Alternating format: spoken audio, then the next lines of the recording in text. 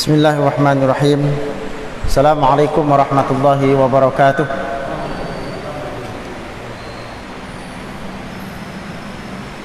Alhamdulillah hamdan hamda. Wassalatu wassalamu ala man la nabiyya ba'da nabiyina Muhammadin al-Mustafa wa ala alihi wa ashabihi wa man ittaba'al huda. Asyhadu an la ilaha illallah wahdahu la syarikalah wa asyhadu anna Muhammadan abduhu wa rasuluhu la nabiyya ba'dahu wa la rasulah. Rabbi shrah li sadri wa yassir li amri wa hlul 'uqdatam min lisani yafqahu qawli, amma ba'd. Para jemaah sekalian yang semoga sama-sama dimuliakan oleh Allah Subhanahu wa taala, alhamdulillah kita bersyukur atas segala nikmat yang Allah karuniakan kepada kita malam hari ini. Atas izin dan perkenannya pula kita dapat berhadir di dalam majelis ilmu yang insyaallah diberkahi oleh Allah Subhanahu wa taala.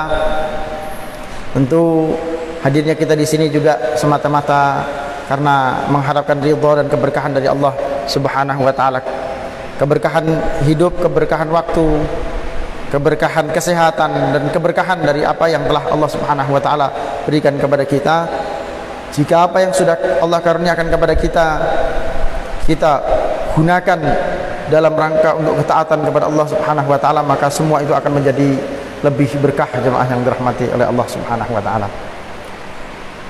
Baik, kita akan melanjutkan kajian kita masih di dalam pembahasan hadis yang pertama di dalam Kitabul Jami' min Bulughil Maram di Ibnu Hajar Al-Asqalani di dalam babul adab, yakni tentang 6 hak muslim atas muslim yang lain. Hakul muslimi 'alal muslimi sittun. Hak satu orang muslim dengan muslim yang lain itu ada 6, kata Nabi sallallahu alaihi wasallam. Yang pertama, idza laqitahu fasallim alaihi. Jika engkau jumpa maka hendaklah engkau ucapkan salam kepadanya. Wa idza da'aka fa'ajibhu. Apabila dia mengundangmu maka hendaklah engkau memenuhi undangannya itu. Dan pada malam hari ini kita masih akan melanjutkan yang ketiga, wa idzastansahaka fansahhu. Apabila dimintai nasihat, apabila engkau dimintai nasihat maka hendaklah engkau menasehatinya. Pada pertemuan sebelumnya kita sudah membahas adab di dalam menasehati. Kita sudah bahas tentang hukum-hukumnya dan kita sudah masuk pada adab menasehati. Kita sudah sebutkan yang pertama kemarin, adab menasehati, yakni ikhlas karena Allah Subhanahu wa ta'ala. Karena hakikatnya seluruh ibadah itu tidak akan diterima, apapun ibadah itu tidak akan diterima oleh Allah Subhanahu wa ta'ala sebagai satu ibadah, melainkan di dalamnya ada ikhlas semata-mata mengharap keridhaan Allah Subhanahu wa ta'ala. Ini di dalam semua ibadah. Di dalam semua ibadah harus kita perhatikan yang namanya keikhlasan. Kita jaga yang namanya keikhlasan ini. Karena tanpa keikhlasan ini amal ibadah tidak bernilai apa-apa di sisi Allah Subhanahu wa taala, bahkan dikembalikan oleh Allah Subhanahu wa taala. Bahkan dalam satu hadis yang panjang diriwayatkan Imam Muslim bahwa di antara orang yang pertama kali akan diseret ke dalam neraka jahanamnya Allah Subhanahu wa taala adalah mereka orang yang belajar Al-Qur'an lalu mereka mengajarkannya, belajar ilmu agama lalu mengajarkannya, tapi bukan karena Allah, karena sebab-sebab yang lain, karena ingin dipuji, ingin disebut sebagai orang alim, ingin dipandang sebagai ulama, ingin disebut sebagai kiai, ingin dipanggil ustadz, atau semata untuk mendapatkan gelar sarjana Quran, sarjana syariah, sarjana ilmu din, sarjana agama, bukan untuk mendapatkan keridhaan Allah Subhanahu wa taala, ingin mendapatkan pandangan manusia, ingin mendapatkan dunia dan lain-lain sebagainya selain daripada Allah Subhanahu wa taala. Ketika orang ini ditanya oleh Allah Subhanahu wa taala untuk mempermalukannya, bayangkan, ditanya dulu oleh Allah untuk mempermalukan, enggak langsung diseret. Ngeri ini ya. Ada 3 orang. Yang pertama adalah orang yang mati di jalan Allah tapi tidak ikhlas semata-mata karena Allah, dia ingin dipuji juga. Kemudian yang lainnya yakni orang dermawan yang berinfak, bersedekah di jalan Allah tapi juga ingin dipuji, bukan karena Allah semata. Dan salah satunya adalah orang yang alim, orang yang menuntut ilmu lalu kemudian dia mendakwahkan ilmunya, memberikan nasihat, bukan untuk mendapat ridha Allah, tapi untuk mendapatkan pujian manusia, ingin dianggap alim, dianggap orang bijak. Ketika ditanya oleh Allah Subhanahu wa taala, dia masih berbohong. Bayangkan, rupanya di akhirat itu orang masih bisa bohong. Orang itu masih berusaha bohong, tapi tidak bisa dibohongi Allah itu. Kalau di dunia orang beramal terus pura-pura ikhlas, rupanya orang yang pura-pura ikhlas dia sampai di akhirat nanti di hadapan Allah pun masih pura-pura, dia masih berbohong. Ya. Apa yang kau lakukan di dunia semasa hidup dengan segala karunia yang diberikan oleh Allah? Maka dia menjawab, aku dulu menuntut ilmu, lalu aku ajarkan itu kepada manusia, aku nasihati manusia semata-mata untuk mendapatkan ridho dari Allah Subhanahu wa taala. Maka Allah Subhanahu wa taala katakan, kadzabta, engkau berdusta, engkau melakukan itu semata-mata ingin mendapatkan pujian dari orang. Lalu Allah memerintahkan malaikat, seret orang ini dengan wajahnya. Jadi wajahnya diseret, terus diperintahkan untuk dilemparkan ke neraka. Betapa mengerikannya orang yang belajar agama, belajar Al-Quran, menyampaikannya, mengajarkannya, menasehatkannya kepada orang lain, tapi tidak ikhlas karena Allah. Dia ingin pujian manusia, ingin penghormatan dari manusia. Bahaya sekali ternyata. Jadi ikhlas ini yang utama. Ikhlas ini adalah adab yang utama ketika kita memberikan nasihat. Lalu nasihat yang ikhlas dari hati juga akan tersampai ke dalam hati, akan tersentuh ke dalam hati manusia. Yang pertama ikhlas. Kemudian adab yang kedua, yakni dia memiliki ilmu tentang perkara yang akan dia nasihatkan. Dia melandasi nasihatnya itu dengan ilmu yang benar. Kata Allah Subhanahu wa taala dalam surah Al-Isra ayat 36, "Wala taqfu ma laysa laka bihi 'ilm. Inna as-sam'a wal basara wal fu'ada kullu ulaika kana anhu mas'ula." Janganlah kamu mengikuti sesuatu yang kamu tidak memiliki pengetahuan tentangnya, yang kamu tidak punya ilmu tentang perkara itu. Karena sesungguhnya pendengaran, penglihatan dan hati kelak akan dimintai pertanggungjawabannya oleh Allah Subhanahu wa taala. Jadi mesti pakai ilmu. Meskipun diminta oleh orang untuk memberikan nasihat, maka sampaikan nasihat berdasarkan ilmu, sebatas ilmu yang kita miliki. Nggak boleh ngira-ngira. Jangan mentang-mentang, oh dilihatnya nih bisa memberi nasihat, lalu kawannya minta nasihat kepada kita, bang, sampean ini saya lihat kan rajin pengajian, alim kayaknya, saya nanya sama sampean tentang ilmu agama. Langsung dalam hati kita, wah, ada sudah mulai orang yang anggap saya ustadz. Wah, namanya ustadz ini harus jawab, tidak boleh tidak bisa jawab. Ya, akhirnya apa? Memberikan fatwa, memberikan nasihat tanpa ilmu. Kalau kita tahu ilmunya, sampaikan. Kalau kita tidak tahu, sampaikan kita tidak tahu. Jangan malu untuk mengatakan bahwa saya tidak tahu. Loh, sampean kan rajin pengajian, masuk nggak tahu? Jangan yang rajin pengajian, yang ustadz, yang ulama saja tidak semua perkara dia ketahui. Pasti ada yang tidak tahu. Bahkan bisa jadi banyak, apalagi kalau menuntut ilmu. Kalau kita menggali ilmu, kita itu semakin kita menggali ilmu, dan ini memang tabiatnya seperti itu. Semakin orang menggali ilmu, baca kitab, baca buku, makin lama makin merasa bodoh. Biasanya orang yang merasa pinter tuh belajarnya sedikit. Kalau kata pepatah kita tuh, tong kosong nyaring bunyinya. Nah itu dia sudah. Sedikit isinya, suaranya yang nyaring. Maka wajib bagi kita untuk melandasi apa yang kita nasihatkan, kita sampaikan dengan ilmu. Dan hakikat ilmu itu adalah ilmu yang datang dari Allah. Maknanya apa? Berlandaskan Quran dan Sunnah. Tidak boleh kita karang-karang. Mentang-mentang sudah dianggap ustadz.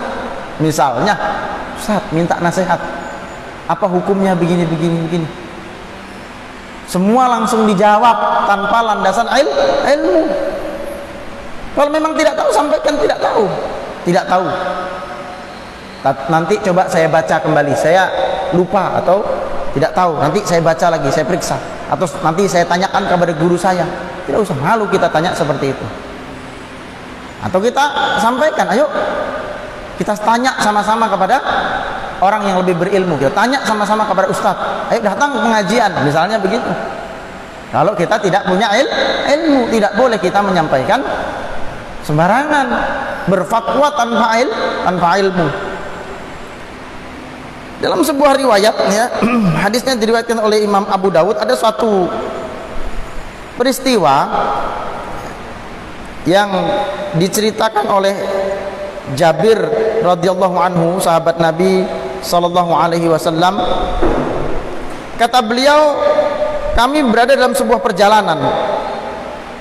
Lalu ya, berombongan begitu dalam satu perjalanan, dalam sebuah safar rombongan, tiba-tiba salah satu di antara rombongan itu kepalanya itu terluka, kena batu, terus terluka dan mengeluarkan darah.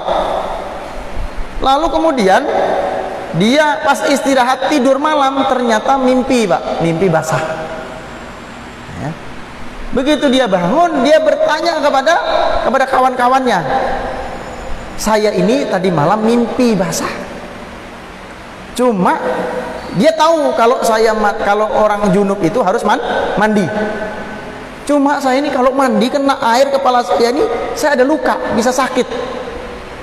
Bagaimana menurut kalian?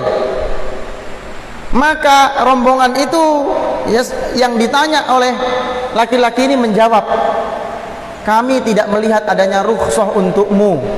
Kamu tetap harus mandi untuk bersuci dari hadas besar, lalu kemudian sholat.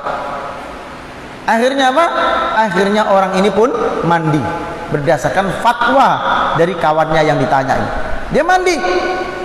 Lalu kemudian dia mandi, membuat lukanya tadi terkena air sehingga penyakitnya, sakitnya semakin parah dan akhirnya dia meninggal dunia. Akhirnya peristiwa ini dilaporkan kepada Nabi sallallahu alaihi wasallam dan Nabi mengatakan ketika dilapori peristiwa ini, Nabi mengatakan qatalahumullahu. Kata Nabi sallallahu alaihi wasallam, sungguh mereka ini, orang-orang yang berfatwa ini telah membunuhnya. Orang yang berfatwa ini telah membunuhnya dan semoga Allah mencelakakan mereka. Coba bayangkan. Ya? Mereka telah membunuh dengan apa? Membunuh dengan fatwa tadi itu. Dianggap membunuh oleh Nabi sallallahu alaihi wasallam. Semoga Allah membinasakannya. Sampai didoakan Nabi semacam itu. Ala sa'alu idlam ya'lamu. Kenapa mereka tidak bertanya kalau memang mereka tidak tahu? Jangan asal berfatwa. Begitu ditanya, ya, fa innama syifa'ul iyyis su'alu innama kana yakfihi ayyatamammama. Kata Nabi sallallahu alaihi wasallam, bukankah obatnya tidak tahu, obatnya kebodohan itu adalah bertanya. Padahal sebenarnya orang yang tadi itu tidak mesti mandi, cukup bagi orang yang seperti itu bertayamum, kata Nabi sallallahu alaihi wasallam. Tapi sudah terlanjur gara-gara fatwa tanpa ilmu. Ditanya, orang ini kan minta nasihat. Bagaimana menurut pendapatmu? Saya ini luka, mandi atau gimana? Mereka tidak tahu kondisi seperti itu. Mungkin mereka tahu tentang mandi, mereka mungkin tahu tentang tayamum, tapi mereka belum tahu tentang orang yang memiliki luka padahal dia sedang dalam keadaan hadas besar. Tapi mereka langsung memberikan fatwa tanpa ilmu, tidak bertanya dulu kepada yang lebih tahu. Nabi mencela perbuatan itu. Ya. Nah, ini bahayanya kalau kita kemudian menyampaikan nasihat tanpa ilmu, tanpa landasan ilmu. Akhirnya kita sembarang memberikan nasihat, bisa berujung fatal. Ya. Jadi contohnya tadi seperti itu. Ya, hati-hati kita memberikan ini, memberikan nasihat ini. Ya, seperti riwayat tentang orang yang membunuh 99 orang, 99 nyawa, ini penjahat dalam hadis riwayat Muslim. Orang jahat sudah membunuh orang 99, dia mau tobat. Ketika mau tobat, dia tanya kepada seorang ahli ibadah. Dia nanya, masih diampuni nggak saya ini? Saya udah membunuh 99 orang. Kata si ahli ibadah ini taunya ibadah aja, ilmunya nggak ada, ilmunya kurang. Karena semangatnya, ini orang maksiat, bunuh satu orang saja dosanya besar, apalagi 99 orang. Dia bilang, kamu ini sudah kebanyakan dosanya, udah overdosis, tidak mungkin diampuni. Akhirnya dia tambah emosi, dibunuhnya ahli ibadah tadi genap 100. Lalu kemudian dia masih ingin bertaubat, dia datang kepada orang alim, kepada ahlul ilmi. Ahlul ilmi menjawabnya apa? Kamu masih bisa diampuni. Sebesar apapun dosamu, kalau kamu bertaubat sungguh-sungguh, kamu pasti akan diampuni, asalkan syarat dan ketentuannya terpenuhi. Apa itu? Maka dia perintahkannya dia, kamu harus menjauhi lingkunganmu yang buruk itu. Jauh dari lingkungan maksiat itu. Pergi kemana? Pergi ke suatu kampung di mana di sana isinya adalah orang-orang yang ahli ibadah, isinya adalah orang-orang yang bertaubat kepada Allah Subhanahu wa taala dari segala maksiat. Ya. Akhirnya dia melakukan perjalanan itu. Nasihat yang benar dengan ilmu. Celaka gara-gara berfatwa tanpa ilmu. Nah, maka sampaikan nasihat yang kita tahu landasan ilmunya. Memang benar hadis Nabi SAW, balighu anni walau ayah, sampaikan dariku walaupun satu ayat. Betul. Ada orang yang memahami hadis ini lalu kemudian yang penting saya sudah belajar 1-2 ayat, berarti sudah boleh saya memberikan nasihat. Betul, tidak salah. Tapi apa kata Nabi? Balighu anni walau ayat. Kalau tahunya baru 1 ayat, ya jangan nyampaikan 2 ayat. Jangankan 1 ayat, baru tahu alif, ajarkan alif itu kepada orang lain. Baru tahu ba, ajarkan ba itu kepada orang lain. Tapi kalau baru tahu alif ba, jangan ngajarkan ta, gitu loh. Tahunya baru 1 ayat, ngajarkannya 2 ayat. Yang ayat kedua mesti sesat, ngira-ngira nanti. Tidak berlandaskan ilmu. Maka ini adab penting bagi seorang yang memberikan nasihat. Memberikan nasihat berlandaskan ilmu. Berlandaskan ilmu. Banyak peristiwa disebabkan oleh keterburu-buruan seseorang memberikan fatwa tanpa landasan ilmu yang cukup. Ini bahaya ini harus kemudian kita perhatikan dengan sungguh-sungguh. Itu adab yang kedua. Kemudian yang ketiga, adabnya adalah seorang yang memberikan nasihat hendaknya ia mengamalkan apa yang ia nasihatkan. Mengamalkan apa yang ia nasihatkan. Bukan semata dia bisa menasihati orang, bukan semata dia bisa mengajarkan orang, tapi dia tidak bisa melaksanakan, mengamalkan apa yang dia sampaikan, apa yang dia ajarkan. Di dalam surah As-Saff ayat 2 sampai ayat 3 Allah Subhanahu wa taala mengingatkan, ya ayyuhalladzina amanu lima taquluna ma la taf'alun. Wahai orang-orang yang beriman, kenapa engkau mengatakan sesuatu yang kamu tidak ketahui, yang kamu tidak amalkan, yang kamu tidak kerjakan? Kabura maqatan 'indallahi an taqulu ma la taf'alun. Sungguh besar kemurkaan Allah bagi orang yang mengatakan sesuatu, maksudnya menasehati orang lain, sedangkan ia sendiri tidak mengerjakannya. Besar kemurkaan Allah Subhanahu wa taala.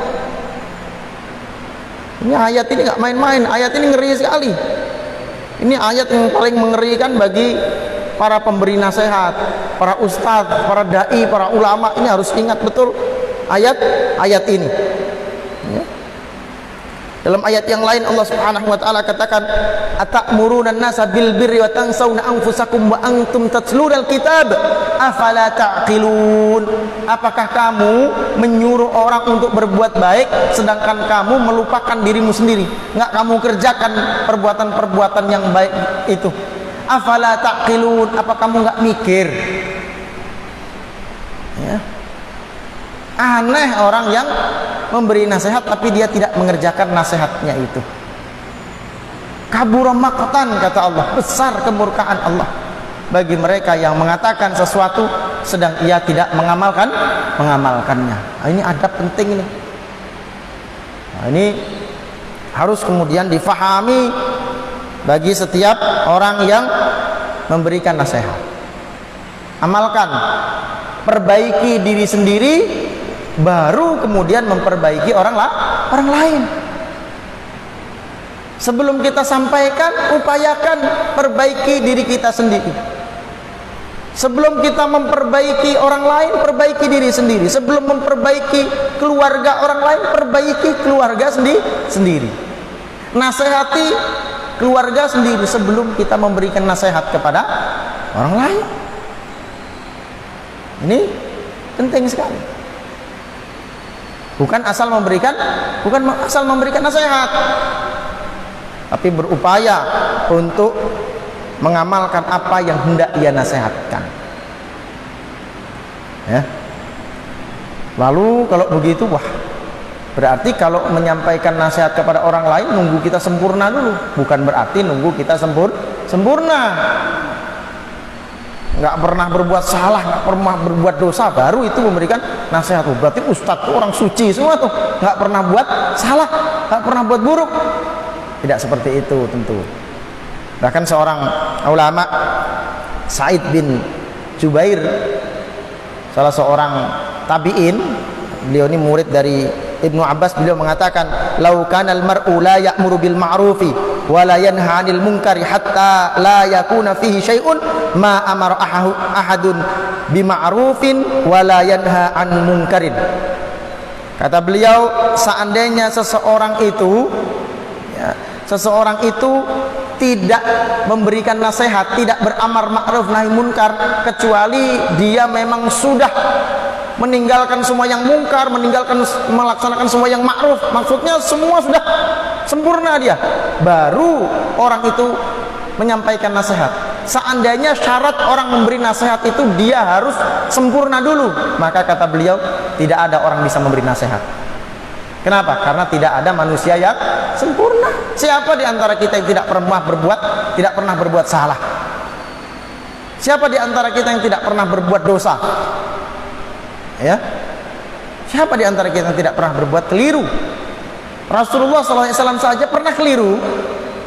Cuma bedanya Rasulullah itu kalau keliru langsung diingatkan oleh Allah Subhanahu wa taala, dan Rasulullah tidak pernah dicatatkan dosa untuknya karena Rasulullah itu maksum. Memang manusia selain Rasul tidak ada yang maksum, ya, tidak ada yang maksum selain Rasulullah SAW. Lalu bagaimana masa kita menunggu sempurna? Tidak, tentu saja ini satu, tidak boleh meremehkan nasihat yang kita sampaikan lalu kemudian kita remehkan, tidak kita amalkan, itu tidak boleh juga. Murka Allah besar untuk itu. Di satu sisi bukan berarti kita menunggu sempurna. Sampaikan apa yang memang kita ketahui dan berusaha mengamalkan apa yang sudah kita nasihatkan kepada orang lain. Bahwa mungkin saja orang ini kemudian tergelincir, sudah ngasih nasihat terus tergelincir, keliru, ya, khilaf, itu sesuatu yang manusiawi. Tapi bukan berarti lalu kemudian kita, oh ya namanya manusia, salah aja, salah terus sambil memberi nasihat orang lain. Nah, ini nggak boleh. Justru biasanya orang kalau sudah tahu adab-adab menasehati ini, tahu murka Allah besar kepada orang yang berkata tapi tidak beramal, lalu kemudian dengan memberikan nasihat kepada orang lain, itu menjadi kontrol bagi dirinya. Ketika dia mau buat maksiat, dia ingat langsung, kan kemarin saya kasih nasihat orang lain, masa saya buat maksiat, kan gitu. Ketika dia mau berbuat salah begitu, saya akan ngasih tahu orang lain, saya nasihati orang lain, saya ingatkan orang lain tentang ini, masa saya langgar sendiri? Saya suruh orang lain untuk beramal soleh, masa saya tidak kerjakan? Jadi kontrol diri. Ya, kalau dia tahu adab-adab menasehati dan dia mengetahui dan dia punya ilmu, lalu kemudian dengan memberi nasihat itu menjadi kontrol untuk dirinya. Ya, jadi kontrol untuk dirinya. Maka ini penting untuk diingat-ingat terus, diulang-ulang terus adab-adab, akhlak-akhlak bagi seorang pemberi nasihat ini. Ya. Nah, kita perbaiki diri kita, berikan nasihat. Jadi saling terkait. Kita perbaiki diri, lalu kemudian kita perbaiki orang lain. Kalau kita sudah memperbaiki orang lain, artinya kita sudah menasihati orang lain, maka jaga betul-betul diri kita. Jangan sampai kita mengkhianati apa yang kita ucapkan. Jangan sampai kita mengkhianati apa yang kita ajarkan, apa yang kita nasihatkan. Berupayalah untuk menepati semua yang telah kita ajarkan, yang kita nasihatkan. Walaupun tidak sempurna, bisa jadi mungkin kepleset, keliru. Itu sangat mungkin, sangat wajar, tapi bukan sesuatu yang memang terus-menerus disengaja, disukai, gitu ya. Nah ini ya. Maka jemaah yang dirahmati oleh Allah Subhanahu wa taala, kita penting untuk memperhatikan ini adab di dalam memberikan nasihat, yakni mengamalkan apa yang dinasehatkan. Ya. Bapak menasehati anaknya, ya. Suruh anaknya sholat, nak sholat, bapaknya sendiri nggak berangkat sholat. Nah, jangan lupa ngaji, bapaknya sendiri nggak ngaji. Nah, baca Al-Quran, orang tuanya nggak bisa baca Al-Quran. Nak belajar sungguh-sungguh, tapi orang tuanya tidak pernah mencontohkan bahwa dia belajar dengan sungguh-sungguh. Anak itu, apalagi anak ya, apalagi seorang anak, ya, itu lebih mudah mengikuti perkataan orang tuanya, nasihat orang tuanya, kalau diberikan teladan terlebih dahulu. Satu teladan lebih baik daripada 1000 perkataan. Ya. Satu teladan lebih baik daripada 1000 perkataan. Maka bersamai anak di dalam kebaikan kalau anaknya ingin baik. Kalau ingin nasihat kebaikan kita didengar, maka lakukan kebaikan itu. Suruh anaknya sholat, ya sholat, ajak anaknya sholat. Suruh anaknya membaca Quran, ya baca Quran. Suruh anaknya rajin belajar, tunjukkan bahwa kita juga seorang penuntut ilmu, seorang yang rajin belajar, rajin membaca. Nah, kan banyak sekarang orang tua yang pengen juga anaknya tuh soleh, anaknya rajin baca Quran, anaknya rajin ke masjid, ya. Caranya gimana? Masukkannya anaknya ke sekolah-sekolah Islam. Disangkanya kalau sudah masuk sekolah Islam, masuk pesantren, itu simsalabim pulangnya jadi orang soleh langsung. Ya, yang banyak terjadi apa ini, sudah banyak yang menyampaikan curhat kepada saya itu, Ustadz, anak saya itu sudah masuk pesantren. Kalau pulang pesantren, aduh Ustadz, ya, sholatnya nggak terjaga, baca Quran sudah nggak pernah lagi. Di pondok aja katanya di pesantren, ditanya Ustadznya gimana di pesantren, nggak pernah masalah di pesantren. Ya gimana begitu sampai rumah, orang tuanya juga nggak sholat. Bahkan ini unik, jadi ada santri pesantren di rumah, bapaknya nggak sholat, orang tuanya nggak sholat. Akhirnya apa, santri itu begitu pulang ke rumah dia juga nggak sholat. Alasannya apa? Saya nggak enak sama bapak saya, kalau saya sholat. Sungkan sama orang tuanya kalau sholat. Masa anak lebih alim dari bapaknya, barangkali gitu. Ini nyata terjadi, ini bukan rekaan, nyata terjadi. Anaknya di pesantren, begitu pulang nggak sholat, karena orang tuanya, keluarganya juga nggak sholat. Walaupun ada 1-2 anak yang dipesantrenkan, begitu pulang menasihati orang tuanya, ada juga begitu. Karena menasihati orang tua ini bukan perkara gampang, ya. Kadang-kala orang tua begitu dinasihati sama anaknya, kamu itu, aku udah tahu apa yang kau omongkan sebelum kau lahir, gitu. Tapi ada juga yang orang tua menerima nasihat, disampaikan. Ada cerita begitu juga, pulang dari pesantren, anaknya, orang tuanya buat begini yang keliru, melanggar syariat, disampaikan oleh si anaknya ini, anak perempuannya yang pulang dari pesantren. Pak, kalau bapak masih buat seperti itu, saya nggak usah lagi lah sekolah di pesantren, nggak usah lagi.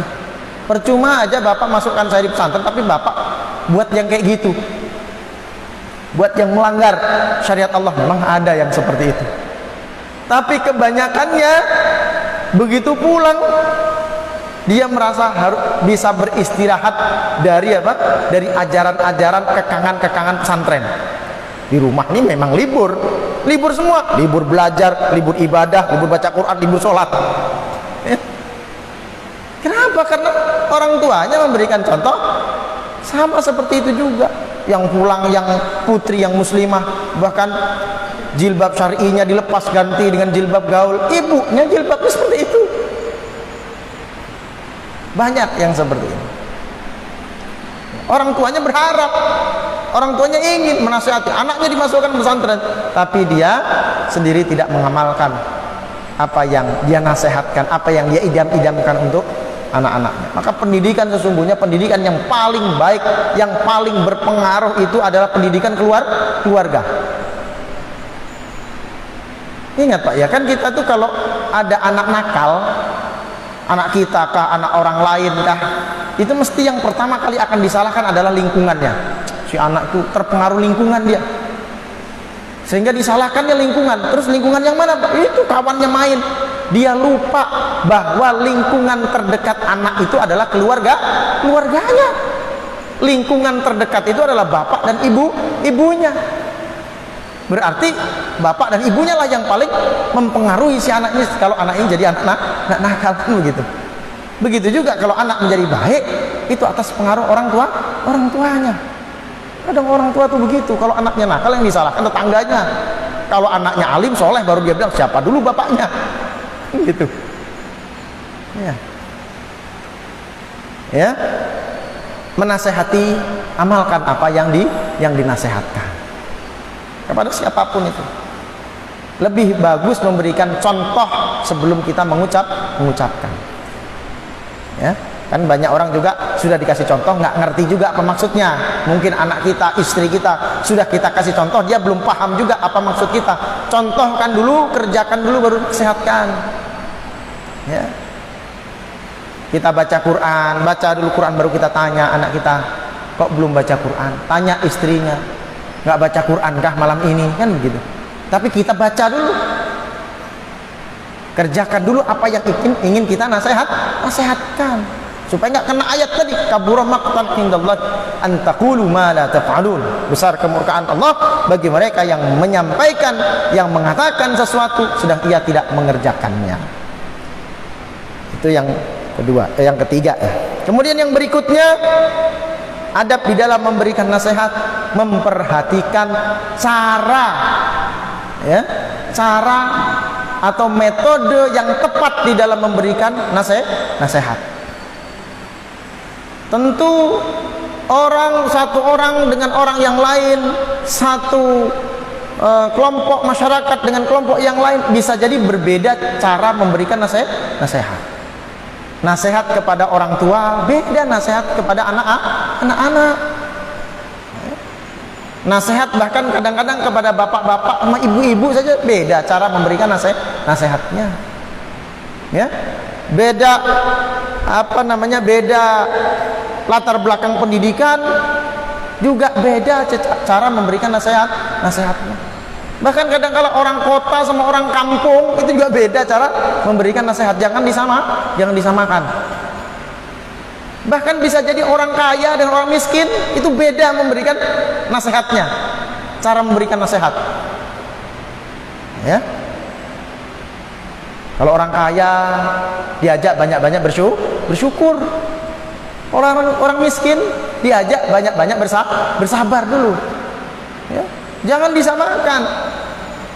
Orang kaya disuruh bersabar apa? Memang hidupnya enak terus, gitu. Orang miskin disuruh bersyukur terus. Sabar dulu, itu tingkatannya. Nanti syukur ada saat kemudian diajarkan, disampaikan, kan gitu. Iya. Rasul itu kalau ngasih nasihat, kadang ada orang minta nasihat itu khusus. Ya Rasulullah, ausini, berikan aku nasihat. Nabi kadang memberikan nasihat itu dilihat orangnya. Nabi kenal, orang ini gampang marah. La taghdab, jangan marah. Itu aja. Minta lagi sampai 3 kali ada orang nanya kepada Rasulullah, ya Rasulullah, ausini, jangan marah. La taghdab, ausini, la taghdab, jangan marah. Kenapa? Orang ini memang temperamen. Kalau kata orang kita tuh sumbu pendek. Ya, disulut dikit meledak dia. nasihatnya jangan marah. Ya, beda-beda memberikan nasihat kepada seseorang itu. Kepada orang yang kurang semangat diberikan semangat, disemangati. Bahkan pernah Imam Syafi'i rahimahullah ta'ala, suatu ketika ada orang kaya datang kepada Imam Syafi'i bertanya tentang hukum orang yang berjima atau berhubungan suami istri pada siang hari di bulan Ramadan. Ya, kan kalau di dalam hadis Nabi itu, Nabi pernah didatangi orang yang berhubungan suami istri di bulan Ramadan. Apa kata Nabi SAW? Kamu membayar kafarahnya dengan apa? Pertama, pilihannya adalah puasa 2 bulan berturut-turut. Kalau tidak mampu, boleh dia memerdekakan budak. Kalau tidak mampu memerdekakan budak, apa? Memberikan makan kepada 60 orang fakir miskin. Pilihan itu. Pilihan pertamanya puasa. Kalau tidak mampu, nah ini ada orang minta hukum kepada Imam Syafi'i. Kalau saya berhubungan suami istri di siang hari bulan Ramadan, apa kafarahnya? Kata Imam Syafi'i, kamu harus puasa 2 bulan berturut-turut. Itu aja, nggak ada pilihan lain, nggak ada, cuma itu aja.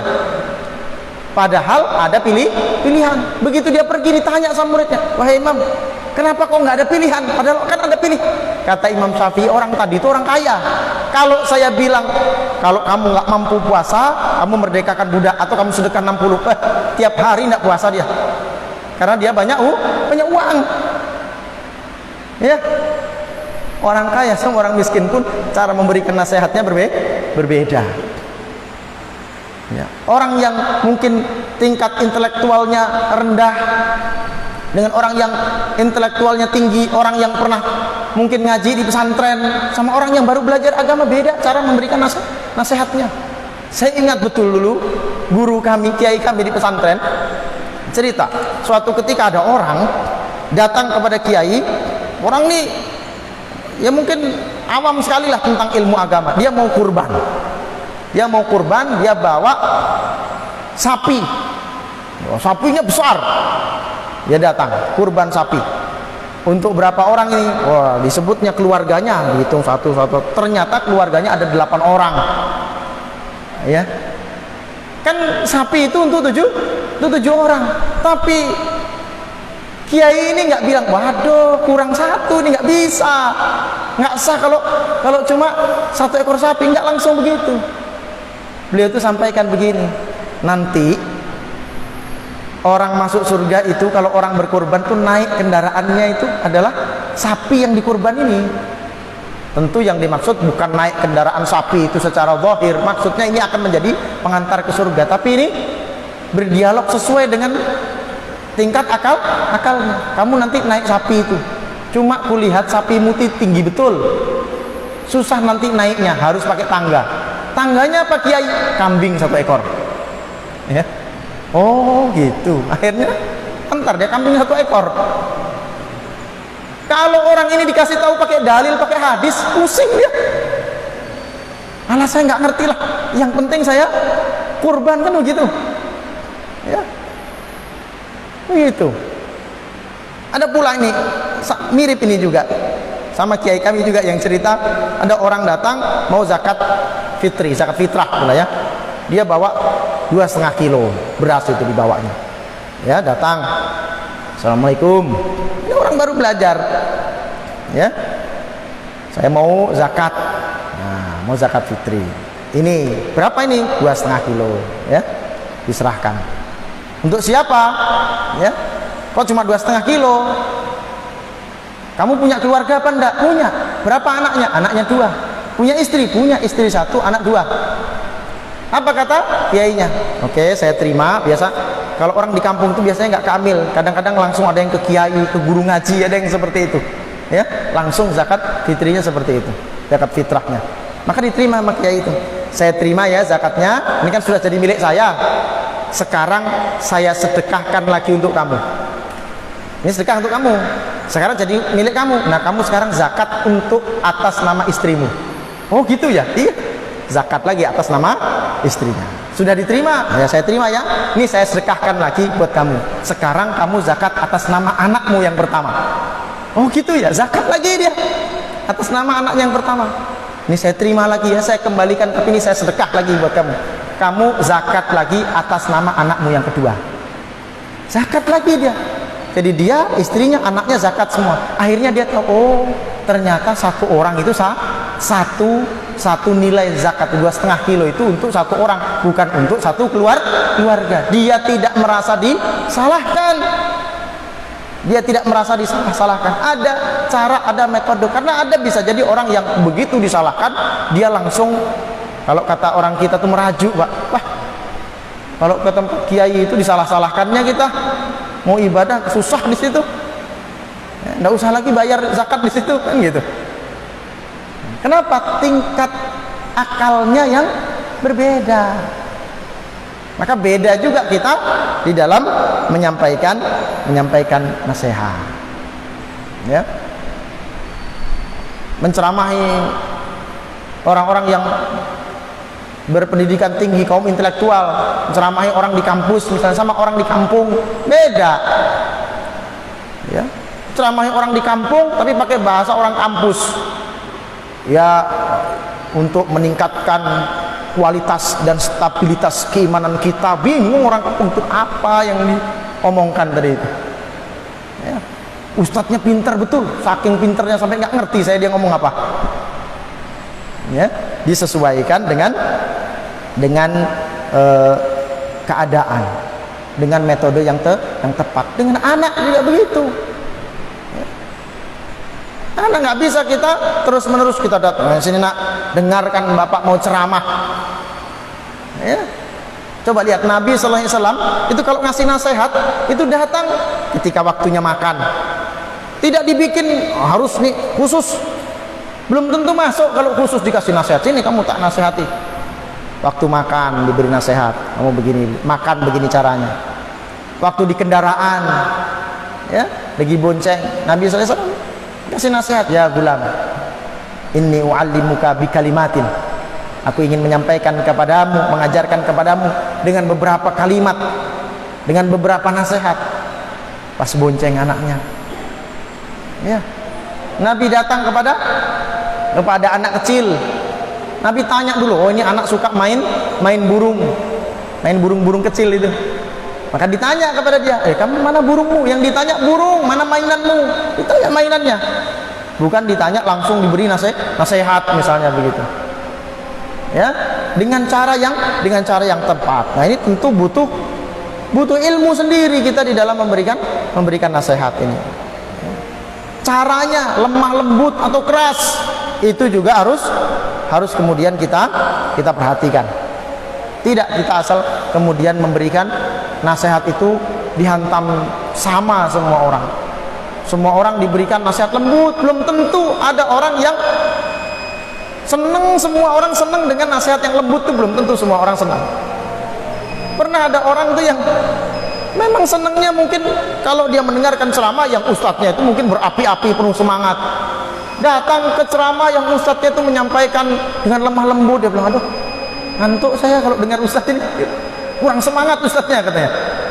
Ya, nah, tentu tidak bisa disamaratakan. Ada metode seorang yang menyaham, nah, metode ilmu.